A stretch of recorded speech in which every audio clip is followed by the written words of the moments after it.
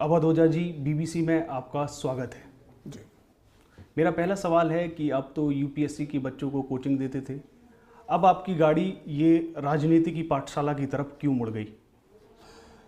हर व्यक्ति के जीवन में फेस आता है, जैसे बड़े अच्छे अच्छे प्लेयर्स होते हैं, तो जब वो अपना खेलने का पारी पूरी करते हैं तो उसमें बहुत सारे लोग कोच बन जाते हैं।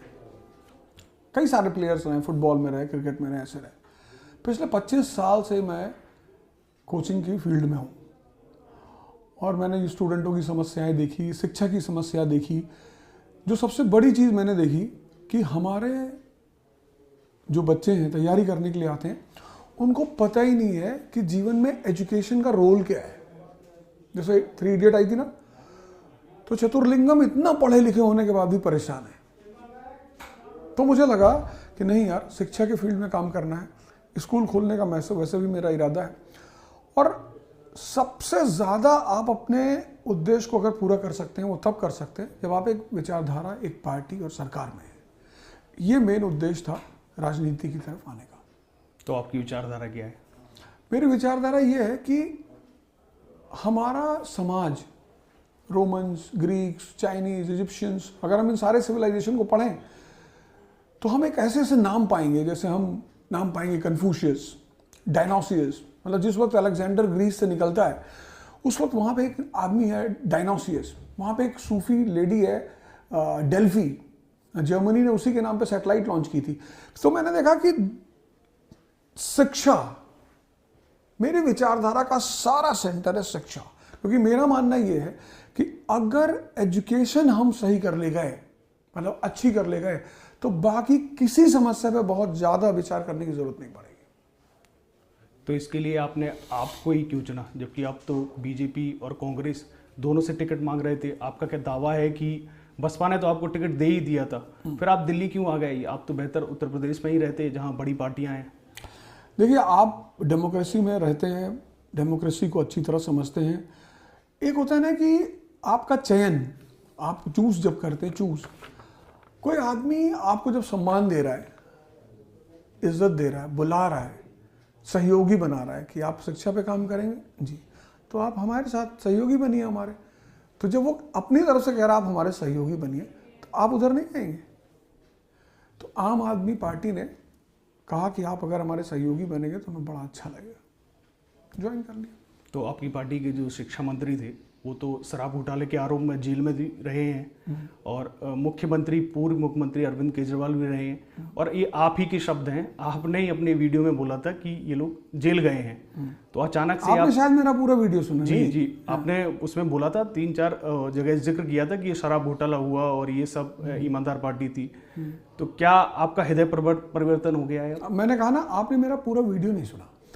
जब उस पत्रकार ने मुझसे पूछा कि ऐसा ऐसा हुआ है, क्योंकि मैंने कहा कि राजनीति में पढ़े लिखे लोग, अरविंद केजरीवाल जैसे लोगों को आना चाहिए, मनीष सिसोदिया जैसे लोगों को आना चाहिए, ये मैंने कहा। पूरी वीडियो पढ़ी तो उन्होंने तुरंत मुझसे क्रॉस क्वेश्चन किया कि अच्छा, पर ये लोग तो आरोप में अंदर गए। तो मैंने कहा आरोप सिद्ध हो गया? बोले नहीं। मैंने कहा सिद्ध हो जाएगा। फिर मैंने उनसे क्या कहा, आप उस लाइन पर ध्यान दीजिए। मैंने उनसे कहा कि जब भी जो जनता किसी का निर्माण करती है, जनता देख रही है ना, आपकी हैट्रिक होने जा रही है। वही जनता, पूरी दिल्ली में मैं घूम रहा हूं, हर आदमी कह रहा है भैया दिल्ली तो हम केजरीवाल को ही देंगे। क्यों देंगे?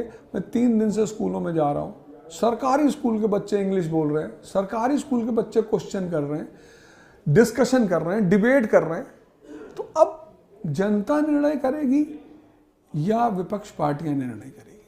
जनता करेगी। और आरोप लगा है तो उस पर केस चलेगा। वो जुडिशरी का काम है, अगर वो निर्णय देती है तो वो जो भी निर्णय दे। ऐसे ही आरोपों पर अरविंद केजरीवाल कहते थे कि अगर किसी पर भी आरोप लग जाए नेता पर, तो उन्हें इस्तीफा देना चाहिए। अरविंद केजरीवाल जेल में भी रहे, जेल से सरकार चली। तो इस पर आप क्या करेंगे? जब वो वहां पर थे दूसरी तरफ, तब तो वो बोलते थे कि इस्तीफा देना चाहिए, और आज आप उस पार्टी को डिफेंड कर रहे हैं। आपने राम रावण युद्ध देखा और आपने महाभारत युद्ध भी देखा होगा। दोनों में फर्क है। दोनों में भगवान लड़ रहे हैं। एक तरफ भगवान राम लड़ रहे हैं और एक तरफ भगवान कृष्ण लड़ रहे हैं। लेकिन जहां भगवान कृष्ण लड़ रहे हैं यही जो बात आपने हमसे कही ना, यही बात अर्जुन ने भगवान कृष्ण से भी कही कि महाराज कर्ण का पहिया फंस गया है। अरे बोले समय आप किसके साथ लड़ रहे हैं, आप किस परिस्थिति में रह रहे हैं। हमारी विचारधारा है कि हम ऐसा करेंगे, लेकिन कब, विचारधारा कब है। वही भगवान कृष्ण सुदामा को गले लगा ले रहे हैं, लेकिन शिखंडी को खड़ा करवा दे रहे हैं। तो हमारे निर्णय और हमारा सिद्धांत, जो भी व्यक्ति सिद्धांत पे चलेगा, सिर्फ प्योर सिद्धांत, व्यवहारिक नहीं होगा, फिर उसके लिए समस्याएं खड़ी हो जाएंगी। तो राम कौन है और कृष्ण कौन है और रावण? केजरीवाल जी के रावण है ही नहीं, मैंने रावण की चर्चा ही नहीं की। अरविंद केजरीवाल जी आधुनिक भारत के श्री कृष्ण है, जिनको पता है कि इस महाभारत में निर्णय क्या लेना है और किस परिस्थिति में क्या करना है। और वही केजरीवाल जिन पर भ्रष्टाचार के आरोप लगे। आरोप से नेल्सन मंडेला, मैंने 2 दिन पहले, जब मेरा एनडीटीवी पे शो चल रहा था, मैंने 2 दिन पहले कहा कि नेल्सन मंडेला पे ब्रिटिश गवर्नमेंट ने सेडिशन के चार्ज लगाए। उसी नेल्सन मंडेला को यूरोपियन समुदाय ने नोबेल प्राइज दिया। अब बताओ आप क्या करोगे? आप इतिहास के टीचर हैं जी, और शायद ये आपको पता होगा कि नेल्सन मंडेला पर भ्रष्टाचार के आरोप नहीं लगे थे। सेडिशन के लगे ना। सेडिशन भी कोई छोटा अपराध मानते हो आप? देशद्रोह भी तो अपराध है। और परिस्थितियां तब अलग थी, वहां डेमोक्रेसी जैसा ये सब चीजें नहीं थी। आरोप तो लगे, आपको किसी ने मलिन करने की कोशिश तो की। और जो आप मोदी और राहुल गांधी की तारीफ करते रहते थे, जी, अब आप आम आदमी पार्टी में हैं, क्या अब भी ये तारीफ जारी रखेंगे? देखिए, तारीफ करना एक अच्छे इंसान की निशानी है। हम क्यों, पता नहीं मुझे क्यों लगता है कि आज के लोग तारीफ करने को इतना बुरा क्यों मानते हैं।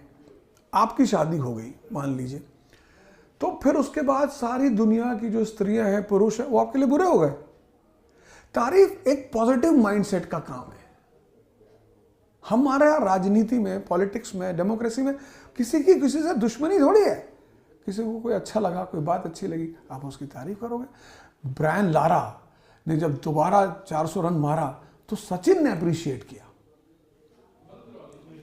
मतलब ऐसे तो क्रिकेट, ऐसे तो खेल है कि भाई आपने अपोजिशन के खिलाड़ी को, तो हम किस स्थिति में क्या बोलते हैं, तारीफ करना कोई बुरी चीज है भाई। कितने लोग हैं? शेनवॉन,